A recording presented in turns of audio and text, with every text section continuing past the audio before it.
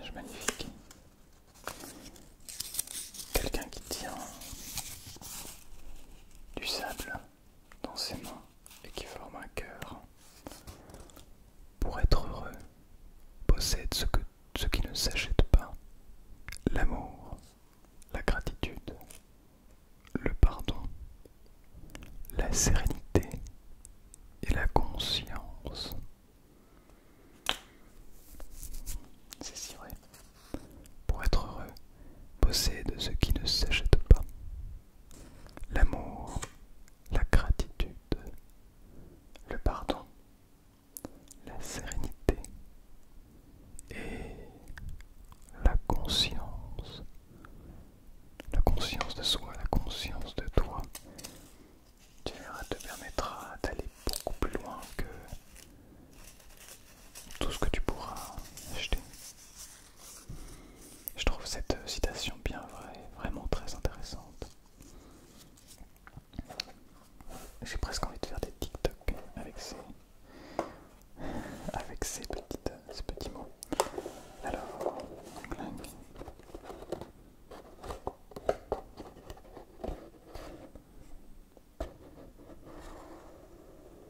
Tchic. Je vais mettre ça quand même dans la boîte avec tous les autres. Voilà. Bien. Avant de débuter donc cette vidéo, je tenais à te préciser que le but n'est pas de flex. Le but n'est pas de dire regarde j'ai fait ça et pas toi. Le but c'est simplement de te parler de ce que j'ai vécu, de te décrire au mieux possible ce que j'ai vécu pour, garder personnellement une trace sur YouTube, parce que cette aventure je l'ai faite en partie grâce à vous d'ailleurs, parce que alors les moyens de cette chaîne YouTube ont été réinvestis dans du matériel, mais si je n'avais pas gagné un petit peu d'argent grâce à cette chaîne YouTube, je n'aurais pas pu investir, utiliser mon argent pour partir. Donc merci à vous d'être là et je suis surtout très content de pouvoir le partager aujourd'hui avec vous. Attention, petit disclaimer également, sachez que peu importe ce que je vais vous raconter dans cette vidéo, le plus important si vous souhaitez comprendre ce genre d'aventure, c'est de les réaliser vous-même. Ouais. Peut-être pas le GR20, mais j'ai spoilé un petit peu. Mais en tout cas, réaliser vous-même des aventures vous permettra de comprendre réellement, profondément, ce que les autres raconteront. Et peut-être qu'aujourd'hui tu n'as encore pas fait ce genre de choses, peut-être que ça ne t'intéresse pas, et dans ce cas, eh bien juste une histoire va peut-être te détendre et te plaire. Mais si jamais tu souhaites y aller, commence dès maintenant à mettre de côté pour partir dans 1 an, dans 2 ans, pour vivre ce que tu rêves de vivre. C'est très dur parce que ça demande des moyens financiers certes, mais surtout de la détermination. Faut être sûr de partir, c'est quand même pas rien. Tu prends l'avion, tu vas dans un endroit que tu ne connais pas. Après coup, c'est facile de se dire ouais, c'est super facile, mais c'est pas si facile que ça. Bref, je vais te raconter tout ça. Installe-toi tranquillement dans ton lit, ou dans ton fauteuil, ou dans ton canapé, peu importe. Mais mets-toi bien. Et c'est parti pour cette histoire. Pour vous raconter cette histoire, je suis spécialement parti chercher de l'eau.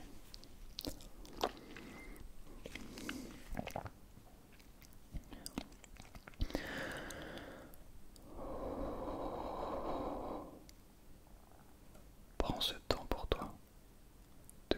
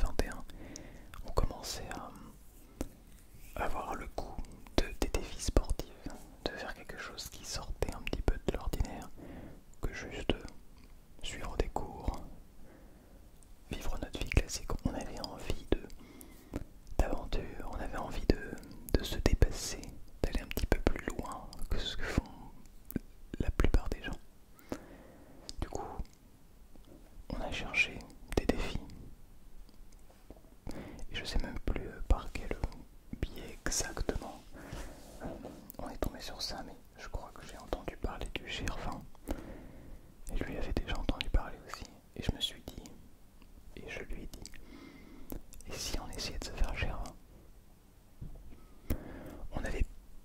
On savait pas exactement ce que c'était. À l'époque, on avait compris que c'était un sentier de grande randonnée, mais on n'avait pas du tout d'a priori. On se disait juste, bah ça peut être cool en fait. La randonnée, ça peut être super cool. Du coup, on ne savait pas exactement ce que ça valait, mais on avait évidemment quelques recherches et on a vu sur internet que c'était un défi sportif assez difficile. Il était considéré comme l'un, si ce n'est le sentier de grande randonnée le plus difficile d'Europe, donc c'est pas rien. Donc du coup, on se dit ok, dans un an, on le fait. Ok, on va voir combien ça va nous coûter, mais dans un an, on décide de le faire. Évidemment, comme on savait que c'était quand même pas quelque chose d'anodin, on a décidé de se préparer physiquement. Donc, hop là, je me replace juste. Donc on savait que c'était pas quelque chose d'anodin. Du coup, on s'est préparé physiquement. On a beaucoup couru. On a beaucoup couru. Personnellement, lui moins je crois, mais j'ai surtout pas beaucoup travaillé la proprioception de la cheville. Ce que je maîtrisais déjà pas mal parce que j'ai fait beaucoup de tennis de table, badminton, etc. Beaucoup de sport, de réactivité. Donc ça a été très très précieux pour le GR20. Le cardio avec la course à pied. Et globalement c'était à peu près tout. On s'est fait un entraînement GR, on est parti sur le GR34 qui fait tout le tour de la Bretagne, 2000 km. On en a fait que on a fait 50 km sur le total, mais au final, enfin sur le GR34, mais on a fait 100 km, on a marché 100 km. En gros, on est allé à un camping, tac, et chaque jour on faisait 12,5 km, on revenait, ça nous faisait 25 km dans la journée, tac tac, ensuite on se déplacé là, tac tac. On a fait 50 km sur le long, mais ça fait 100 km en 4 jours. Donc même 100, un peu plus, 110 je crois. Donc ça nous a donné une petite idée du GR20.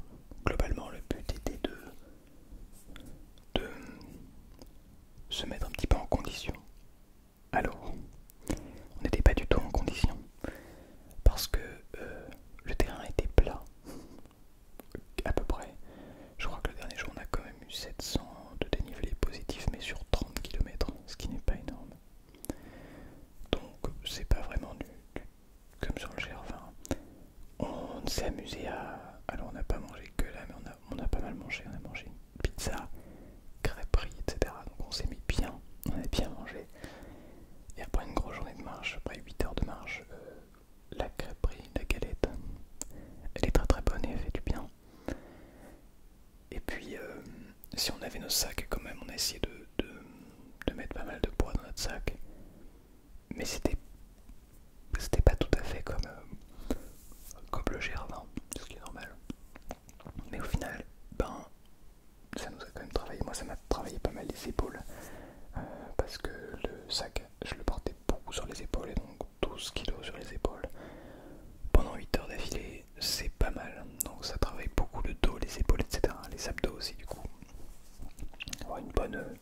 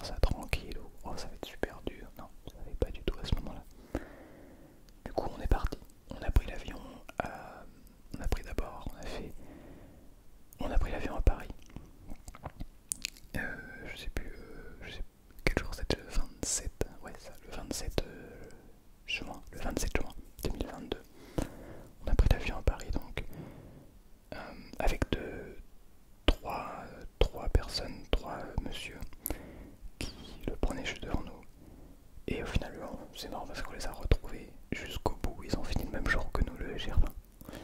C'était plutôt marrant, mais à ce moment-là on les connaissait pas. Même si on les voyait, hein, ils avaient les chaussures et tout. On s'est dit ok, eux ils vont faire le Gervin, c'est sûr. Bref, donc on prend l'avion. Petit détail que j'ai oublié de préciser, mais le jour avant de partir, avant de rejoindre Paris donc, parce que j'habite pas à Paris, je fais tomber mon téléphone dans les toilettes. Ne me demandez pas comment, pourquoi, je ne pourrais pas vous dire. Je me changeais dans les toilettes et le téléphone est tombé. Donc, ça fait plaisir. Juste avant de partir, il s'allume, je le sèche un petit peu, pas de problème. On prend le bus, le train, et arrivé à Paris dans le train, le téléphone, capot, plus rien. Il ne s'allume plus, il ne fonctionne plus. J'étais un peu deg. Globalement, même plus que deg, à ce moment-là, je m'inventais toute une life. C'est-à-dire que on arrive à Paris donc, je suis mon ami, lui il connaît le chemin très bien, donc on va prendre les billets de RER, etc. Et j'avais ma tête focus sur le téléphone, parce que le téléphone,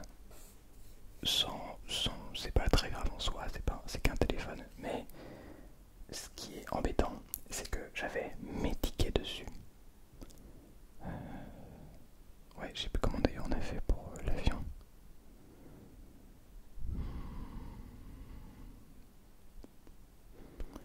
Comment est-ce qu'on avait fait pour l'avion? Ah, je sais même plus. Ah, je sais plus comment on avait fait pour l'avion d'ailleurs. Mais en tout cas, il y avait mes tickets donc pour l'avion et le retour aussi. Il y avait les moyens de paiement, même si j'avais d'autres moyens de payer, mais il y avait mes moyens de paiement, les moyens de contact. Et puis, j'aurais bien aimé vous faire aussi des plans, etc. Enfin bref, le téléphone c'est assez embêtant. Mais en soi, c'est pas si embêtant que ça quand on reprend le recul. Parce qu'on peut faire quasiment tout ça sans téléphone. Sauf le contact, mais bon, mon ami avait son téléphone, donc ça allait. De toute façon, vous allez voir après que sur le GR20, il n'y avait pas de moyen de se contacter. Il n'y avait pas moyen de contact, quasiment. Bref. Donc on arrive, on prend l'avion, on arrive à Calvi. Tout l'avion, moi je ne pense qu'à ça quasiment. Je me dis, ok, à Calvi, on va peut-être trouver, en Corse, on va peut-être trouver un magasin pour aller acheter un téléphone. Obnubilé par ça. Et du coup, je ne profite pratiquement pas, un petit peu quand même, du moment en fait. Donc on arrive à Calvi. On s'attendait à ce qu'il soit un assez grand aéroport. Que nenni. C'était un tout petit aéroport. Il n'y avait rien du tout. Vraiment, il n'y avait rien. On sortait, il y avait juste il y avait plein de voitures partout. Carré, il y avait des concessionnaires, voilà, de plein de marques et tout. Voilà, donc on avait l'impression d'être dans un désert. Il y avait la mer plus loin. Mais on était dans un coin paumé. Enfin, c'était l'impression. Et en plus, on atterrit en Corse. Pour celles et ceux qui sont déjà allés en Corse, vous devez savoir que l'atmosphère est différente. On a l'impression d'être dans un autre pays, même si on est en France. Et donc là, à ce moment-là, juste, je sais pas, mais j'avais juste envie qu'on aille d'aller chercher un téléphone. Mais il fallait aussi qu'on arrive le soir à Calenzane, parce que le lendemain matin, on débutait notre périple sur le Gervin. Sauf que sans téléphone, on ne pouvait pas avoir accès à la réservation Airbnb, parce que je l'avais, c'est moi qui l'avais réservé. Juste le truc, c'est que ce qu'on avait fait avant, c'est qu'on avait mis les tickets sur les deux téléphones. Donc ça quand même, c'est pour ça que c'est comme ça qu'on a pu prendre l'avion tous les deux. On a mis les tickets sur les deux téléphones au cas où. On s'est envoyé tous les deux nos tickets, les tickets qu'on s'était achetés, etc. Au moins, ça c'est bon. Donc du coup, ce qui se passe, c'est que on arrive à Calvi. Le but, on voulait monter. Je sais même plus où. Non, on n'était pas exactement au centre de Calvi, mais on voulait monter. Enfin, on était à l'aéroport et on voulait monter au centre de Calvi. Donc il y avait Calvi là et Calenzane là, en gros. Du coup, ce qu'on fait, c'est que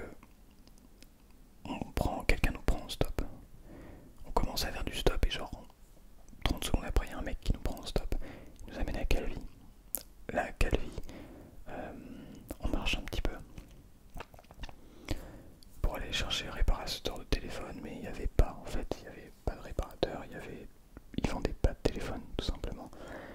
Donc un peu compliqué. Mais on a pu découvrir un petit peu Calvi, qui globalement est une ville, c'est pas comme dans la métropole, c'est un petit, ça paraissait plus pauvre, et en même temps les gens étaient super voitures.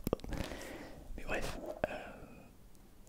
donc le gars qui nous a pris en stop le premier, il avait une voiture, je crois que c'était encore une boîte manuelle, mais c'était une belle voiture, quand même une très belle voiture, mais il conduisait mal.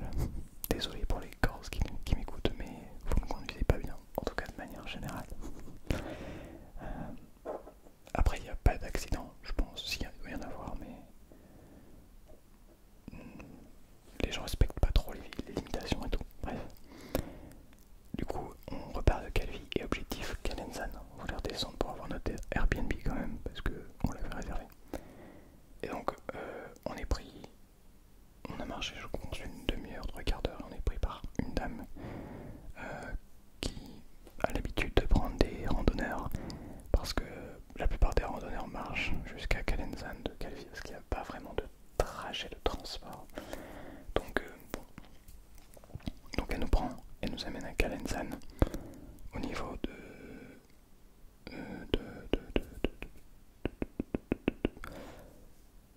je crois du gîte, ouais, du gîte de Calenzane pour démarrer le GR20. Nous on avait un Airbnb un peu plus loin. Là c'était marrant parce que donc on va chercher notre Airbnb, mais on savait pas exactement où il était, qu'est-ce que c'était, etc. Du coup, on va regarder sur Google Maps, enfin sur internet, l'endroit. On trouve un endroit, mais c'est pas très clair, donc on commence à s'avancer dans des petites ruelles. Et là, j'allais rentrer, je pense, chez quelqu'un, mais on savait pas exactement où s'arrêtaient les ruelles. Et il y a quelqu'un qui nous fait: oh, ici, c'est chez quelqu'un ici. Vous pouvez pas vraiment rentrer là. Et super gentil, avec la graine corse.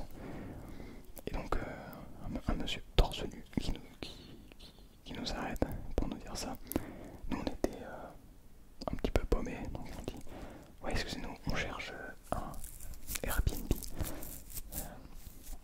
On avait ce nom-là, le nom Michel. Et donc il fait: je connais pas d'Airbnb ici. Il demande à son voisin: et je sais plus comment il s'appelle, est-ce que tu connais, je sais pas s'il n'y a pas un Airbnb chez Michel. Donc le voisin ne savait pas. Et là, c'était un film. Il y a sa femme, donc pas du voisin mais du monsieur, qui est à l'étage et qui nous dit: oh mais allez voir par là-bas, je crois que c'est au centre de Calenzane. Donc nous, on suit. Et donc le monsieur dit: ok, je vais les emmener. Donc on les suit. Il arrive au milieu de la petite place, toute petite place. Et là, il y a des personnes qui discutent. Un gars avec deux femmes, je crois. Et il arrive, il dit: tu connaîtrais pas un Airbnb chez Michel? Et donc ils s'arrêtent tout à fait leur discussion. Et il dit: ah oui, elle habite là. Et donc nous on les suit évidemment. Et donc ils rentrent dans une bâtisse un peu désaffectée. Ils montent à l'étage, ils toquent. Et il dit: c'est bien, c'est Michel, c'est vous qui avez le Airbnb? Elle fait oui. Et elle fait: ah mais justement on les attendait. Et donc on n'osait pas rentrer dans un endroit comme ça qui paraissait un petit peu délabré. Et du coup c'était bien là-dedans. Et donc l'appartement, le Airbnb était là-dedans. Avec des gens super gentils, vraiment. Ils nous accueillent, vraiment trop sympa et tout. Et donc on a finalement retrouvé notre Airbnb. Le soir, avec mon téléphone, la carcasse de mon téléphone, je tente désespérément de le mettre à côté d'un ventilateur. Elle m'a proposé j'ai essayé aussi le sèche-cheveux, mais c'est trop tard je pense. Elle m'a proposé aussi de le mettre dans un sac de riz. J'ai pas osé, mais bon, je pense que ça aurait pas fonctionné. Bref, donc on est ensuite descendu, on a mangé des pizzas avant de débuter le GR20. On dépense trop vite notre argent là, on a l'impression que c'est trop facile encore. Mais bon, au moins on se dit: on est bien, on a enfin notre Airbnb, on va pouvoir dormir bien avant. le GR. Donc on va se mettre bien avec une petite pizza. Léo en a pris deux. On a bien pris deux. Mais bon, on s'est mis assez bien. Et on commence à déjà dépenser notre argent. Et on remarque les prix corses qui sont élevés. Voilà. On était loin de s'imaginer les prix du GR. Bref. Du coup voilà. Donc on se met bien. On arrive à dormir. Il faisait très chaud mais c'est pas grave. On a quand même réussi à dormir un petit peu. Et donc on se lève le matin et on part, je crois, aux alentours de 8 heures à peu près. Faut savoir que sur le GR20, 8 heures c'est la grasse mat. D'accord? C'est vraiment une grosse grasse mat. Partir à 8 heures c'est une grosse erreur. Mais pour nous ça allait puisqu'on n'avait qu'une seule étape à faire. Bien, j'ai décidé de couper la vidéo en deux, voire peut-être en trois. Je vous explique. Je vous propose de vous retrouver la semaine prochaine pour l'épisode donc numéro 2 parce que ça fait une vidéo assez longue. Mais j'attends de voir avant vos retours, savoir si c'est quelque chose qui vous plaît, qui vous donne envie d'écouter, de voir la suite. Et puis peut-être que pour l'épisode numéro 3, j'inviterai mon ami avec qui j'ai pu faire cette aventure, ce GR20. S'il est d'accord, si ça vous intéresse bien sûr. Et puis, je pense que ça peut être intéressant